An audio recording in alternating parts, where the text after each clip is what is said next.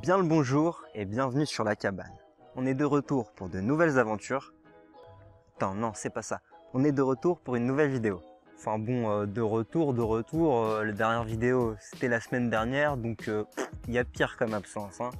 C'est pas genre une manière super détournée et pas du tout directe d'inciter les gens à aller voir notre dernière vidéo pour apprendre à faire son baume à lèvres et garder des lèvres super résistantes pour l'hiver. Tu es vraiment dans mes pensées, toi. Autopromo, autopromo, autopromo. Pas forcé du tout. Bon alors, chaque année c'est toujours un petit peu la même rengaine. Le jour de l'an est passé, on se remet petit à petit, facilement ou difficilement, d'une soirée assez sympa, qui n'aura d'ailleurs pas du tout lieu cette année. Je vous présente donc Gaston, annonciateur de bonnes nouvelles. Bon, en général, il y a pas mal de personnes qui font une liste de bonnes résolutions à adopter pour l'année à venir. Je sais pas, ça peut être par exemple faire plus de sport, plus lire, faire plus attention à ce qu'on mange. On avait dit quoi d'ailleurs l'année dernière déjà nous? Je crois qu'on avait dit trouver un humour qui fasse rire plus de personnes que juste nous deux. Et du coup alors ça donne quoi? Bah je sais pas, on n'a qu'à demander aux gens qui regardent cette vidéo. Vous pouvez laisser en commentaire si vous nous trouvez drôle ou pas. Et en plus tu trouves une manière subtile d'inciter les gens à commenter la vidéo. T'es vraiment un génie du mal hein. Bon, revenons-en à cette histoire de bonnes résolutions. Pourquoi ne pas essayer de coupler le fait de prendre des bonnes résolutions, des nouvelles actions, avec le fait d'essayer d'avoir moins d'impact, de réduire son impact sur l'environnement. Perso, moi je pense que c'est vraiment le bon moment pour commencer à adopter des nouvelles bonnes habitudes avec ce petit élan de motivation qu'on peut avoir en début d'année pour créer de nouvelles habitudes, faire de nouvelles choses.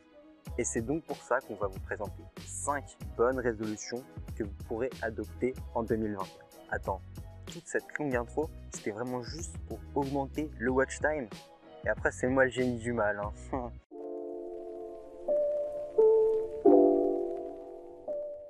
La première action simple que vous pouvez chercher à développer pour avoir un mode de vie plus respectueux de l'environnement, c'est tout d'abord d'essayer de réduire votre consommation d'énergie. Une des choses qui a vraiment beaucoup d'impact dans notre quotidien, c'est vraiment l'utilisation des appareils électroniques et du chauffage. Et on a tendance à oublier avec l'habitude l'impact que ça peut avoir. En gros, pour résumer, tous les appareils électroniques et le chauffage qu'on va utiliser vont avoir un impact carbone qui est lié à l'énergie nécessaire pour les faire fonctionner. Oula, quand tu commences à rentrer dans des détails comme ça, on est parti pour des minutes d'explication. Je viens tout de suite aux différentes solutions, mais c'était vraiment pour présenter le cadre du problème. Voilà tout simplement les différents réflexes que vous pouvez essayer de développer pour réduire l'impact lié à cette consommation. Déjà, premier point, réduire son chauffage de seulement 1 degré permet de réduire sa consommation d'énergie de 7%, celle qui est liée au chauffage en tout cas. Ça peut vite devenir assez rentable d'un point de vue économique, surtout qu'en plus, en général, on peut vite baisser la température, par exemple dans sa chambre, quand on va se coucher, de 1 degré, de passer de 18 à 17 degrés, a très peu d'impact sur votre sommeil, voire vous allez peut-être même mieux dormir encore. Ensuite, vous pouvez également acheter des appareils électroniques avec une note écologique élevée. Ça peut être de base un petit peu plus cher, mais au final, vous allez vous y retrouver car vous allez réduire votre facture d'électricité. Ça peut commencer via des ampoules, par exemple, mais ensuite vous pouvez passer sur de plus gros appareils électroménagers, par exemple. Tout simplement, pour prendre un exemple, un appareil classé A avec 3+, consommera entre 20 et 50% moins d'énergie, d'électricité, qu'un appareil de classe seulement A+. Ça vous donne une idée d'à quel point ça peut vite devenir avantageux. Enfin, petit dernier conseil, commencez à essayer de ne pas laisser brancher les appareils électroniques que vous n'utilisez pas trop. Ça peut être commencer par débrancher les chargeurs de téléphone ou d'ordinateur que vous n'utilisez pas forcément tout le temps. Pareil pour vos appareils électroniques, vos ordinateurs. Et après, on peut passer à un niveau un peu plus extrême jusqu'à débrancher la télé ou la box internet quand on n'est plus là. Bon, c'est un peu extrême, même moi j'en suis pas à ce niveau-là par exemple, mais si vous voulez vraiment aller loin dans cette démarche, c'est tout à fait possible. Du coup, tous ces différents réflexes vont vous permettre d'une part de vraiment baisser la consommation électrique que vous pouvez avoir, mais en plus de ça, vous allez pouvoir faire un certain nombre d'économies grâce à cela. Et oui, il n'y a pas de petites économies. C'est quand même l'argent!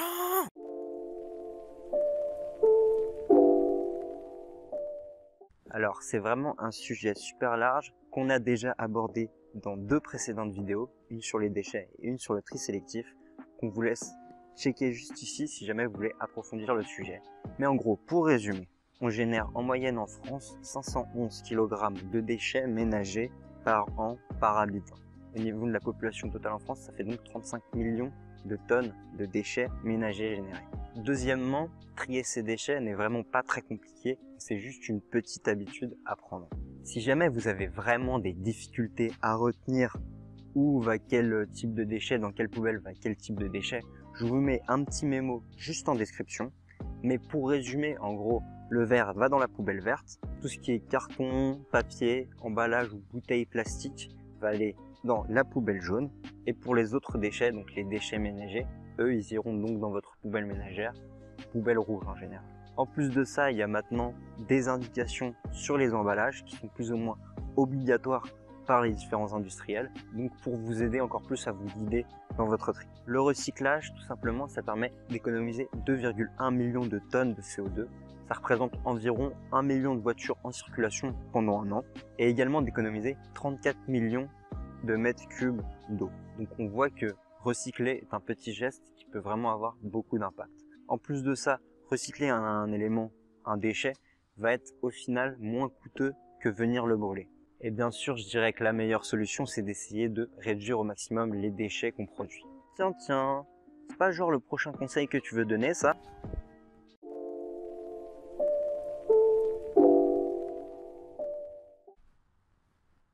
J'adore la pluie.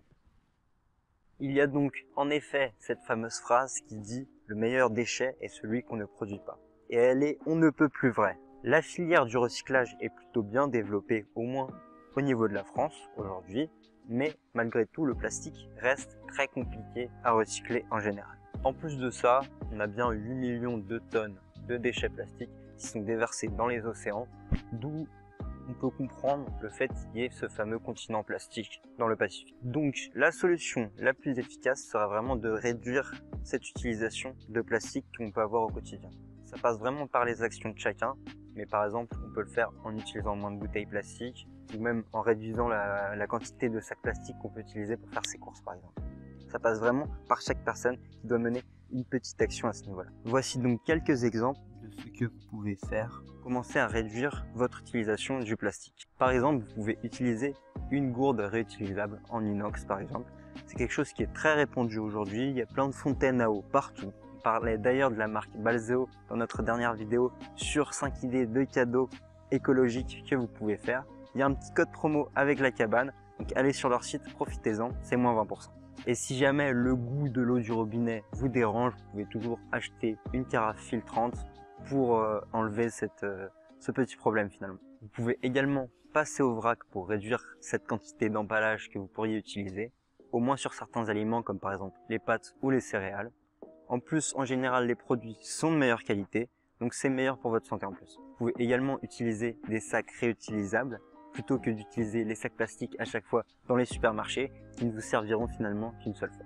Et également, vous pouvez commencer à réaliser vos propres produits, comme par exemple les déodorants, la lessive, le dentifrice, vous-même finalement. Comment faire comprendre aux gens d'aller voir nos tutos qui sont déjà en ligne? Oh, je sais, je vais rester planté là avec une musique d'ascenseur.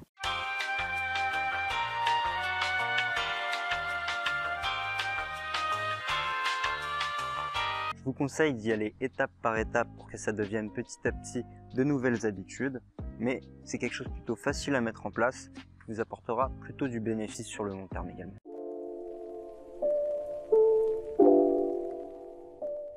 Il y a certaines personnes qui ont la fâcheuse habitude de rester très longtemps sous la douche. C'est quelque chose que je peux comprendre. On se retrouve seul avec nous-mêmes, à nu face à nos pensées, avec le bruit de l'eau qui vient un petit peu bercer ces idées, ces pensées qu'on pourrait avoir, et notre voix un petit peu plus cristalline et facile à entendre quand on commence à pousser la chansonnette sous la douche.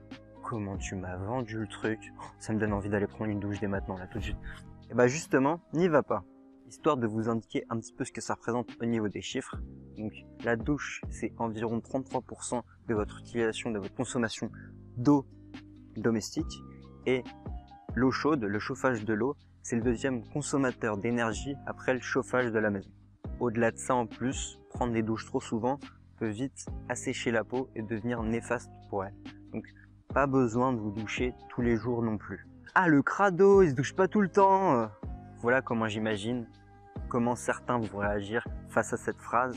Mais si vous n'avez pas fait de sport dans la journée, qu'on est en hiver et que vous n'avez pas forcément beaucoup transpiré, il n'y a pas d'intérêt à vous doucher. C'est donc un premier moyen d'économiser l'eau que vous consommez, mais également réduire votre temps sous la douche est également une autre solution. Du coup, si vous êtes du genre à rester 10 minutes sous la douche, vous pouvez mettre un timer tout simplement sur votre téléphone et au bout de 3 minutes, ça sonne pour vous alerter et vous dire tiens, c'est l'heure de sortir de la douche. Je pense que ça vous laisse amplement le temps d'aller sous l'eau, de vous savonner un peu, pousser la chansonnette, réfléchir un petit peu sur votre vie et sortir pour vous sécher.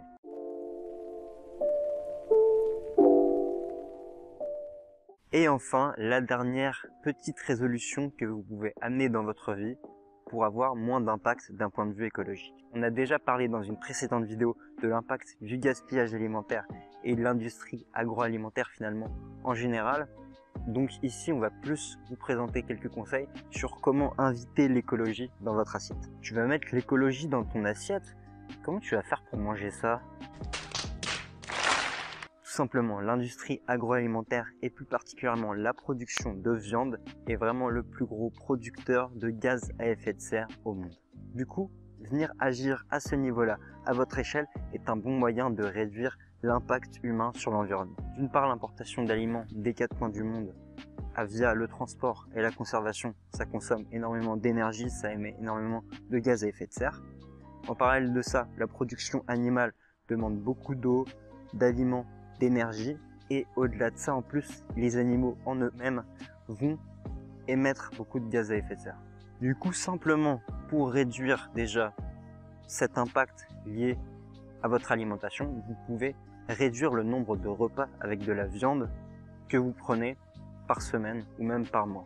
Certes, je peux comprendre que les steaks végétaux ne sont pas forcément une alternative qui va convenir à tout le monde, mais vous pouvez sûrement trouver une solution qui passera. Que ce soit via des céréales, via des haricots rouges par exemple, c'est à vous de voir finalement ce qui vous convient le mieux pour remplacer petit à petit la viande dans votre assiette. Vous n'avez pas non plus à devenir végétarien ou végétalien, mais déjà réduire votre consommation de viande est quelque chose qui est plutôt bon pour la santé, car à trop grande quantité, ça augmente les risques de maladies cardiovasculaires, le diabète ou même les cancers par exemple. Ensuite, au-delà de ça, si vous ajoutez une majorité de produits locaux à votre assiette, d'une part, vous allez faire marcher l'économie locale, ce qui est une très bonne chose. D'autre part, vous allez sûrement avoir des produits d'assez bonne qualité qui n'ont pas eu besoin d'entrer dans une chaîne de conservation très importante, très développée. Et en plus de ça, en général, vous pouvez avoir des produits de bien meilleure qualité pour un prix qui n'est pas forcément plus cher que des produits qui viennent des 4 coins du monde par exemple. Voilà, vous avez maintenant quelques exemples de bonnes résolutions que vous pouvez réaliser soit dès maintenant, soit commencer en 2021, 2022 ou je ne sais quand est-ce que vous verrez cette vidéo finalement. Mais c'est vraiment vous qui avez les cartes en main. Du coup, je vous conseille d'y aller vraiment étape par étape, de prendre une résolution après l'autre pour vraiment développer des habitudes et que ça vienne s'inscrire en fait dans votre quotidien.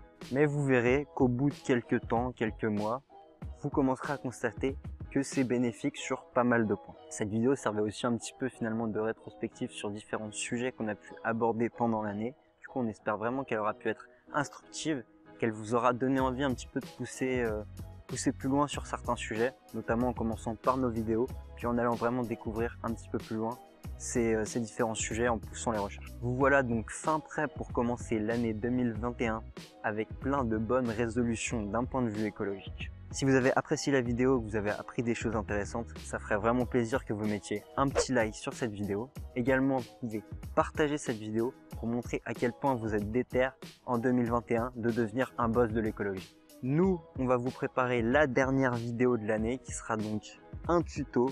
On n'a pas encore décidé quelle recette on allait mettre, donc le sondage se passera sur notre Insta. Donc, suivez-nous sur Instagram.